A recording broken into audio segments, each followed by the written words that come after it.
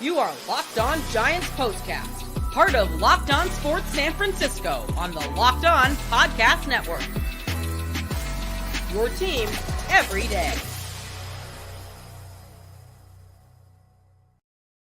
Yo, what's up, everyone, and welcome back to the Locked On Giants Postcast. I'm your host, Eric Triple E Engel. You may know me as the former producer for the Murph and Mac Morning Show on KMBR. And today, the Giants finally get out of that losing skid. They smash 3 big flies today at Chase Field as they avoid the sweep and put a stop to the losing skid with a 9-3 victory over the Arizona Diamondbacks. Wilmer Flores finally came up with the elusive big hit the Giants have been looking for as he crushed a grand slam in the 3rd inning. Ramos and Soler both went deep as well, and shout out Ramos on base 6 times in this one. Man, he has just been so hot at the dish. Hicks labored in his start, but he didn't surrender many runs, and the bullpen did their job on a way to a Giants win. We'll break it all down, but first I want to thank all of you for watching us on the Locked On Sports San Francisco YouTube channel. Please, if you aren't already subscribed, smash that subscribe button right now. Thanks also for listening on the Locked On Giants podcast feed. However you're getting the show, we appreciate you tuning in, and make sure to check out the Locked On Giants daily show for more in-depth coverage. Ben Kaspick does a great job. Today's episode is brought to you by FanDuel. Make every moment more. Right now, new customers get $150 in bonus bets with any winning $5 bet. That's $150 with any winning $5 bet. Visit FanDuel.com/lockedon to get started. This one started out a little rocky. Hicks was laboring from the jump. I mean, he was not getting calls on the corners. I mean, you saw him getting testy with a home plate umpire. I'm spacing on the dude's name right now. What was it? Man, I'm blanking. This guy has had a horrible strike zone all game. I mean, he's getting into it with Bob Melvin. Chris Guccione. There we go. Chris Guccione. Hicks was yelling at this guy, not yelling at him, but he was talking to him in that bottom of the 1st inning, right from the jump. He even looked at him and held up 2 fingers to let him know, you missed 2 strike calls in this one at bat. And he did end up giving up a run in that 1st inning. Carroll slapped a base hit and then stole second. And then a Gurriel single to left allowed Carroll, who runs extremely well, to score from second, no problem. 1-0 Diamondbacks lead, and Hicks was visibly upset. He needed a lot of pitches to get through that 1st inning. He needed a lot of pitches in general on the hill today. He didn't even get out of the 4th inning. He went 2 2/3, and this guy was just up there throwing pitches. I mean, 92 pitches, only 51 of them for strikes. It's not great, although he was hitting those corners. He just wasn't really getting the calls. But nonetheless, Hicks continued to battle, and he gave the Giants a opportunity to win this game. Austin Slater in the top of the 3rd inning started a huge rally for the Giants, something that we haven't said all year long. Austin Slater starting a rally? Excuse me? This dude comes back from the injured list, and we got to talk about that as well. I mean, the Giants send down Luis Matos to make room for Austin Slater, and man, oh man, is the fan base boiling after this move. But Austin Slater, to his credit, comes up and is in the top of the 3rd and gets on base right ahead of Ramos, who golfs one out over the center field wall. The ball just kept carrying. I thought it might die out there in that huge outfield, but it just kept on carrying right on out of the park. 108.4 off the bat, 424 feet. His 5th bomb of the season. The 2-run shot gave the Giants a 2-1 lead, but they weren't done there. The Giants kept battling in the inning and loaded the bases again with nobody out. Wilmer Flores, a grand salami to left field. The Giants have just been so bad with runners in scoring position, runners on base in general. They have been missing that big hit to just blow an inning open and put up a crooked number. Wilmer Flores delivers here, his 6th career grand slam. The Giants finally get that hit that they've been looking for with runners on base and take a 6-1 lead there in the 3rd inning. 12 Giants came to the plate in that top of the 3rd. They chased Jordan Montgomery from the game. And we got to say it, he looked very Blake Snell-esque in his start today, which, as we all know, these are the 2 Scott Boras pitching clients who decided not to sign until spring training was basically done.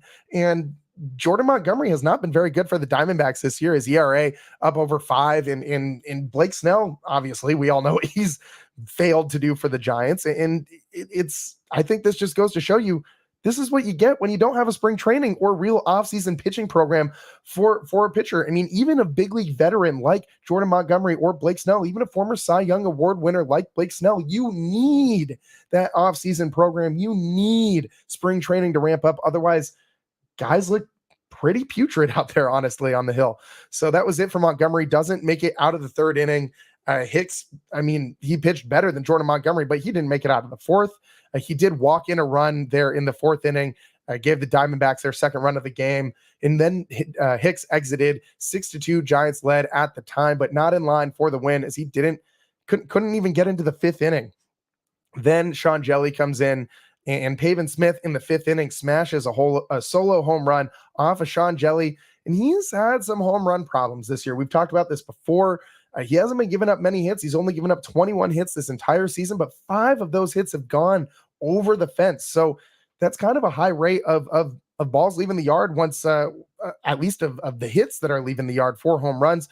Sean Jelly is also one of the best ground ball pitchers in the league. 65.7% of the time he's getting a ground ball. Seems like if that ball gets lifted in the air with hard contact at all when Sean Jelly's on the mound, it's going over the wall. So I think it's just a matter of avoiding those hits in general for Sean Jelly.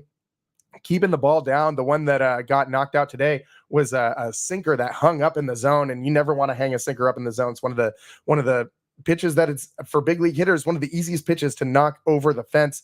It gave the Giants cut the Giants lead to just 6-3 in that fifth inning. But then in the sixth, the Giants looked like they were going to continue to add more crooked numbers up there on the scoreboard. They load the bases again with nobody out and Soler at the dish. He smashes a sharp ground ball down the third baseline, and credit Suarez, who made a nice backhand play, fires home to get Ramos and prevent the run from scoring.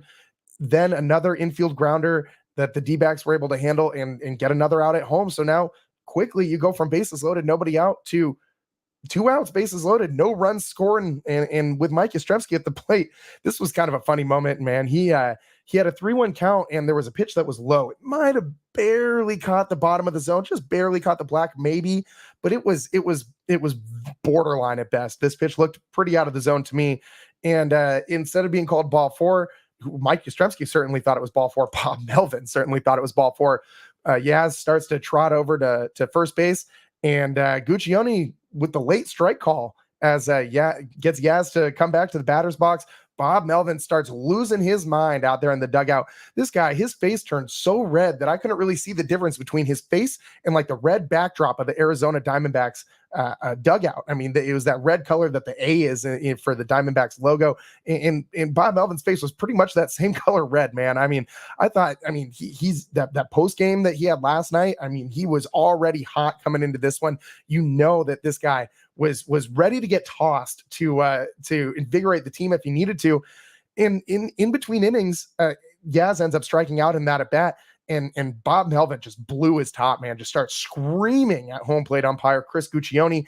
And in the words of Kruk and Kipe, in between innings, he did his best to get tossed, but couldn't draw the ejection from Guccione, who literally looked over at Bob Melvin and told him, "That's enough." And Bob Melvin said, "Nuh-uh, you're getting more of this," and kept on screaming at Guccione. Doesn't get tossed somehow, but man, his face was so red. I thought he was going to go full Optimus Prime on us and transform into a fire truck right there at Chase Field. I mean, this dude was so mad. And after, if you guys caught Bob Melvin's post game last night, he said a lot of things about how poorly the Giants played yesterday, and really ripped the entire team on their lack of ability to hit in key moments, to make sure-handed plays on defense. And the Giants really responded today. Their numbers with runners in scoring position and runners left on base weren't that great, but you get a grand slam, cures a lot of those problems. So credit Wilmer Flores for doing his part. And credit the Giants bullpen, which from that point on really, really locked in. In the sixth inning, Eric Miller comes in, great breaking stuff, got 2 Ks in the inning. This guy's been pitching really well as of late. And his ERA is now plummeting down to below 4, 3.72 ERA for Eric Miller in this one. And that's been a big deal for him as he started out this season with an ERA up around 9.10, and he's been slowly working that down. He's been really solid for the Giants as of late. Great stuff from the young kid who never pitched above Double-A Richmond prior to this season. In the 7th inning, Ryan Walker comes in next, who's also been amazing this season. By the way, all-star voting open now, and which of all the Giants that we think might be deserving of an all-star selection, I got to tell you, with Lamont Wade Jr. out for a while with the hamstring, I think Ryan Walker is probably the most deserving guy on this Giants team. I mean, he's tied with Tyler Rogers for the most Taylor Rogers, for the most appearances out of the pen in the MLB this season, 32 of them, and he has been rock solid on the mound for the Giants. We'll get into this a little bit later on in the show. I keep rolling through these highlights. He had a very quick inning, no problems there in the 7th. Soler in the top of the 8th. We had a Jorge Soler sighting in this one, man. He got a hold of one. He just golfed it low and inside pitch and just planted it in the left field bleachers. A no-doubter. The entire defense didn't even bother to move off of the contact. The Diamondbacks pitcher knew it right away. Didn't even need to look over at the ball. And said a few 4-letter words that we can't repeat on this podcast, but he knew it immediately. Soler knew it immediately, and that's got to feel good for a guy who's been down bad this whole season. His first home run since May 24th against the Mets, his 7th of the season. That ball came off his bat at 108 miles an hour, 427 feet on the big fly. As I said, a no-doubter. Gave the Giants a 7-3 lead. Tyler Rogers comes in the 8th inning, does his job. And then in the 9th, the Giants added 2 more runs. Michael Conforto picks up his first hit since coming back from the injured list on a base hit back up the middle. You love to see that. Ramos drew a walk to move him over into scoring position. That was the 6th time that Ramos reached base in 6 different plate appearances. Tyro almost hits one out as he comes up next, but just banged it right off the top of the wall. Missed a bomb by less than a foot. He was right there, man. Wilmer looked so disappointed too. I don't think I've ever seen Wilmer Flores look so disappointed in a 9-3 win. But he was standing there right on the rail watching that ball fly. He thought it was gone. He was holding the fist up in victory, ready to jump up and down and just scream for his locker mate, Tyro. And as soon as that ball hit off the wall, by the way, Tyro still got a double out of it and a run scored. And Wilmer Flores just looked so defeated, hung his head in defeat, and just let out this big sigh after that ball didn't go out. It's got to be the most anticlimactic celebration for the Giants driving in a run I've ever seen from the Giants dugout, especially for a team that's lost 6 games in a row. I mean, like, come on, man, let's get some life down there. The Giants ended up loading the bases with nobody out after the Tyro Estrada double. Soler comes up again with the bases loaded and nobody out, and he pops out down the first base line. So that wasn't great. Some good, some bad from Soler, as we've had a lot of the season. But hey, I mean, at least we got some good today, which we haven't really had a ton of from Jorge Soler so far. Wilmer Flores sack fly, scored Ramos to add one more run to the Giants' run total, 9-3. They take the lead. Then in the 9th inning, no Camilo Doval. Instead, Randy Rodriguez comes in for a little bit of redemption. Remember, he gave up that walk-off home run to Pavin Smith earlier in this series and got knocked around by the Yankees. He has been kind of battling through some learning curves here recently, but today he looked pretty good. He did give up 2 hits, didn't allow either of those base runners to score, got out of the inning with no damage. He also had a filthy strikeout on forever Giant Jock Peterson. He struck him out on a pitch that hit his leg. And that's the second time this year that we've seen a Giants pitcher strike out a guy, just make him look totally silly up in the batter's box by striking him out on a pitch that hit him. I mean, if shout out the Taylor Rogers, Tyler Rogers. I keep getting these twins mixed up, man. The Tyler Rogers frisbee that hit, I believe it was a Pirates hitter square in the face that he swung. I mean, when he swung through a pitch, that's got to be far more embarrassing than getting hit in the leg. If you get hit right in between the eyes by a pitch that's coming right for your head and you still swing through it, that's not great. But Rodriguez does his job, doesn't get a save as it was a non-save situation, but he does do his job, gets out of the inning and gets the Giants a 9-3 win. As I said at the top of the show, the Giants finally stopped the season-long losing streak. They improved their record to 30-33, although they do lose the series to the Arizona Diamondbacks as they dropped the prior 2 games of the series. But hey, avoiding the sweep is great for morale. Hopefully they can build on this and start beating up on some of these teams going forward. I mean, they got the Rangers coming to town. The Rangers have not been very good this season despite winning the World Series last year. Bruce Bochy, or they're not coming to town, excuse me. They're going out to the Giants, going out to Arlington to play the Rangers. Going to go visit old Skip Bruce Bochy, and we always love Boch, man. I'm always rooting for Bruce Bochy. Last year, I was absolutely, when the Giants had been eliminated from playoff contention, was absolutely rooting for the Texas Rangers and Bruce Bochy to go win that one. And it seems like they're doing a little bit of the reverse Giants, like they got that odd year magic going for them, and then in the even year, they're just tanking. So it looks like Bruce Bochy is back to his old ways, his old tricks of one good season and then one season right afterwards. We'll see the Rangers next on Friday as the Giants have an off day tomorrow, and they get to marinate in this one a little bit. Sit and think about all these hits that they collected today, 14 hits, all those times that they were on base.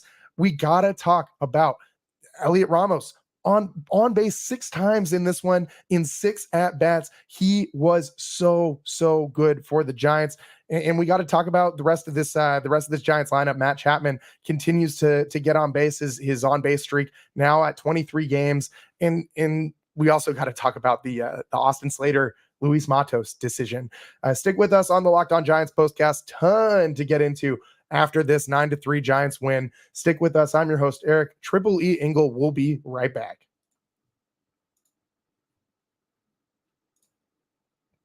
Today's show is sponsored by Game Time. Game Time is now an authorized ticket marketplace of Major League Baseball, which makes getting tickets even faster and easier. Prices on the Game Time app will actually go down the closer it gets to the first pitch. With killer last-minute deals, all-in prices, views from your seat, and their lowest price guarantee, Game Time takes the guesswork out of buying MLB tickets. I hate guesswork, especially when buying tickets. Man, that should never be a guess. That's why I go with Game Time. I love the last-minute deals where you can save up to 60% buying last minute for sports, concerts, comedy, whatever you're into. They got it all. Zone deals are pretty sweet too. If you know you want to go see the Giants and you know you want to sit in a specific part of the yard, like maybe up on the right field arcade, or maybe you want to get rowdy in the left field bleachers, maybe you're trying to have a classy day out with the family up in club level. Just choose a section and let Game Time choose the seats. Save even more money. I always love saving money, man. And of course, you got to love the all-in pricing. Make sure to toggle this feature on to show the total up front with no surprise fees at checkout.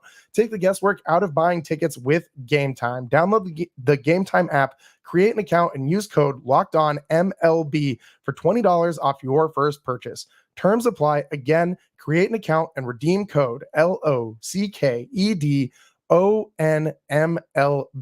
for $20 off. Download the Game Time app today. Last minute tickets, lowest price guaranteed.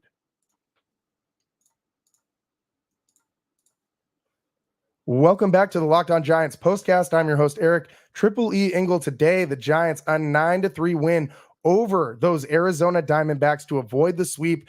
And man, this offense finally woke up. They came to play, and it was the same guys who have really kind of been doing it all season long, but haven't been doing it as of late. We'll start with Elliot Ramos. As we've said multiple times in the show, on base 6 times. In this one, he drew 4 walks. This guy's got, I'm not going to say his eye at the plate is as good as Lamont Wade Jr., but man, this guy's got a really good eye up there at the dish. 2 ribbies in this one, 2 hits, 2 runs scored, and he was 2 for 2 today with those 4 walks. His average now up to 304 on the season. This guy has been so good for the Giants since he got called up. I don't want to see him go down to AAA like the Giants sent down his running mate, his fellow rookie, Luis Matos.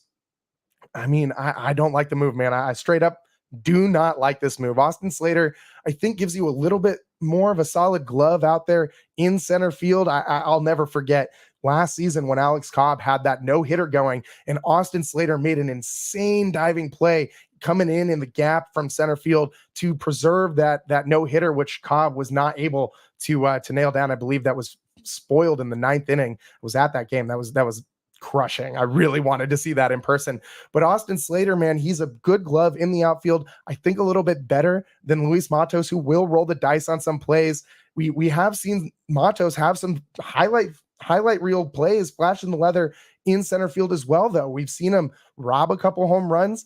We've also seen him make a few mental errors out there and not able to get to some balls because of bad routes and things like that. So I do think Austin Slater gives you just a little bit more defensive consistency out there in center field, but he does not give you the same quality bat that Luis Matos does. And right now, with the way that this Giants team has been struggling to find hits and get base runners, especially struggling to find hits with runners in scoring position, and Luis Matos has been an RBI machine for the Giants. He's tied for fourth with most RBIs on the team. And I don't understand why you're going to send the guy who has the fourth most RBIs on this team down to AAA. That does not make sense to me. This guy should, I know he needs to play every day. I know he needs to continue to get at bats. I think you need to find a way to do that with the big league club, especially with all the other injuries that they have. Lamont Wade Jr. not coming back for a while. I know they don't play the same position, but you need to find a way to replace that offensive production. And I think Matos gives you a lot more of that than Slater does. Today, it ended up not really mattering. Slater did his job at the dish, at least, he went 1 for 4. One of those times he got on base ahead of Ramos before he smashed that home run. It worked out that if Slater can do that, once or twice a game, I think that's what you are not expecting, but what you're hoping for from Austin Slater, who's never really been, a big batting average guy. He doesn't get on base a ton. He's got some speed, has some pop too. When he's got a lot of pop when he's right at the dish, can go the other way, but with some pitches, but he just does not give you the same quality at bat that Luis Matos does, in my opinion. I think the Giants should have stuck with Matos over Austin Slater. And we'll see what happens going forward. If he comes back up later on this season, I think he needs to, man. I really do. I don't think the Giants can make a playoff push without him. Maybe they're saving him for, maybe the Giants are assuming they're going to have some more injuries in the future. Based on how this season has gone, I don't think that's a bad assumption. So maybe they're saving him down there, ready to come back up.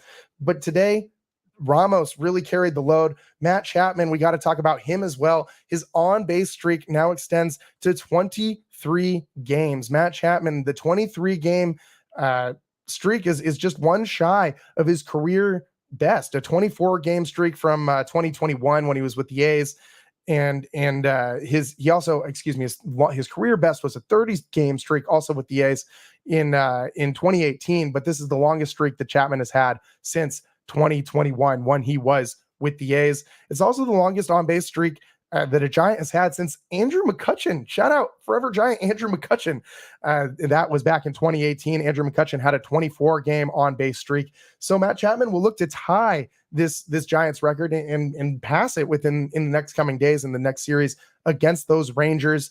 He's been doing it at the dish, as I've said, for over, the last month. Matt Chapman has really turned it on, and he struggled a lot in the beginning of the season. He has made up for that at this point. I think he has become the one guy in the heart of this order that is going to give you a good at bat. He's going to get on base a couple times in this game. Today, he got on base 4 times, 3 walks, and scored a run as well. 3 times, not 4. I can do math. I promise. At least elementary math. The one I can use my fingers and count on them. I can do the math, but it's hard when I got to use the brain, man. I got a degree in words, not numbers. Anyways, the Giants lineup that was contributing today. You look at guys who really played a role in this one. Obviously, Wilmer Flores with the grand slam, but Ramos, Estrada, Chapman. These were the guys who were really driving the bus in this one, and those are the guys who have been doing it all season long for the Giants. Estrada is batting average at 250. He's been getting extra base hits all season long. He had his 12th double of the season today. The Giants offense is really predicated on all of these guys clicking, though. You need Ramos, Estrada, and Chapman all to come through for you for this Giants offense to do anything. And you need some other guys to contribute too, as they did in this one. The Wilmer Flores, the grand slam, the Soler home run, those types of contributions are needed when you have such inconsistency throughout this lineup from top to bottom. With Lamont Wade Jr. out, you need these guys to keep hitting. Today, the Giants were able to get it done, but I got to be honest, this isn't something that I think that they can replicate with this lineup over and over and over again. I feel like it's got to be different guys stepping up in different games. Mike Yastrzemski didn't have a good game today. He did have a good game last night in the loss. That's another guy who needs to start stepping up in moments for the Giants. Fitzgerald, he as well. has been okay this year. I mean, he had 2 hits in this one, 2 for 4 at the dish and a walk. He got on base 3 times today. Wasn't able to score or drive in a run down there at the bottom of the order. But that's another guy, Tyler Fitzgerald, that you're going to expect to have to contribute. Brett Wisely, all these guys are going to need to keep contributing. I mean, Ramos, Estrada, Chapman are going to do their thing at the dish. They've been pretty consistent most of the season, at least within this last month. And I think they're going to continue to do what they've been doing going forward. But someone else, other people need to step up. Today, numerous other guys did, and that's why you see the 9 spot. But if it's just Ramos, Estrada, and Chapman, Giants are going to lose some games, man. They need to figure out how to continue to replicate this kind of offensive production. I mean, you're not going to score 9 runs a game. You're not going to get 14 hits a game, but they're going to need to continue to do that. We got a break. On the other side, we'll talk more about this one, close the show out, and wrap it up from the Giants' final game in Arizona as they avoid the sweep, stop the 6-game losing streak, and increase their record to 30-33 on the season. The climb back to 500 continues. Doesn't ever seem to end this season. Stick with us on the Locked On Giants postcast. We'll be right back.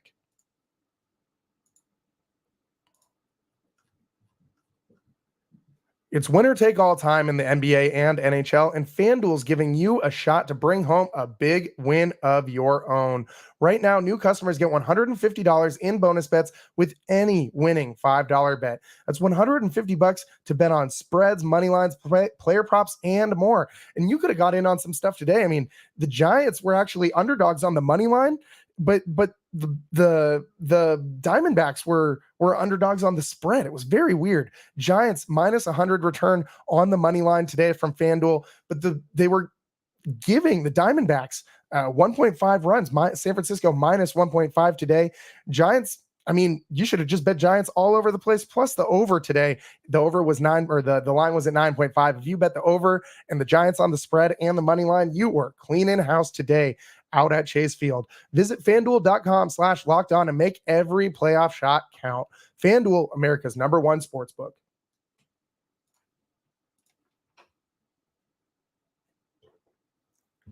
Welcome back to the Locked On Giants postcast. I'm your host, Eric Triple E Engel. And man, my voice is still all battered from that Hawaii trip, man. I'm still trying to recover here. I'm struggling, man. I'm struggling. I'm keeping it going for you guys for the Locked On Giants postcast. And the Giants needed this win in such a big way today. With the way that Bob Melvin called out the team last night, there was no way the Giants could come out today and lose this one. Or, I mean, they also kind of failed to produce in a lot of the ways that Bob Melvin was calling them out on. He very specifically talked about how the Giants were terrible in spots with runners in scoring position and bases loaded last night. Well, guess what? They were pretty bad again today. If that Wilmer Flores grand slam doesn't go out, this game looks a lot different, man. This ends up being a 5-3 win without that grand slam. And in those 2 ninth-inning runs would have been the difference.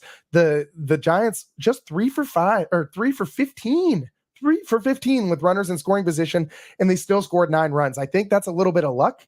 That's not a result of them hitting with runners in scoring position. That's not a result of timely hitting or clutch play at all. It's Wilmer Flores with one swing of the bat getting kind of, I mean, it's not all luck, but that's a lot of luck. You're not going to get a grand slam every time from Wilmer every game that you have the bases loaded. You need to start having more consistency in these spots. They left 16 runners on base in this one. Thankfully for the Giants, the Diamondbacks were equally as bad. They went 2 for 14 with runners in scoring position and left 12 runners on base. So this was, I mean, a battle of the, remember the old Westbound and Down segments they used to do on ESPN? This kind of felt like one of those games where neither team really seemed to want to win with runners in scoring position. But thankfully, the Giants, 3 home runs. I mean, how often do they do that in a game? That's very rare this season. So they're cashing in when they can on these moments. But they got to start having more consistency with runners in scoring position, and that's the main thing that Bob Melvin called them out for last night. They didn't really deliver in this one, but Wilmer Flores saves the day with that grand slam. If that ball doesn't leave the yard, we are having a different conversation today on this Giants postcast. Wilmer Flores, you kind of saved the whole locker room from a second day of being chewed out by Bob Melvin, who, as we said earlier, may have full-on Optimus Prime style transformed into a fire truck with how red that man's face was when he was mad in the postgame last night, when he was mad at the home plate umpire, and this one for missing balls and strikes.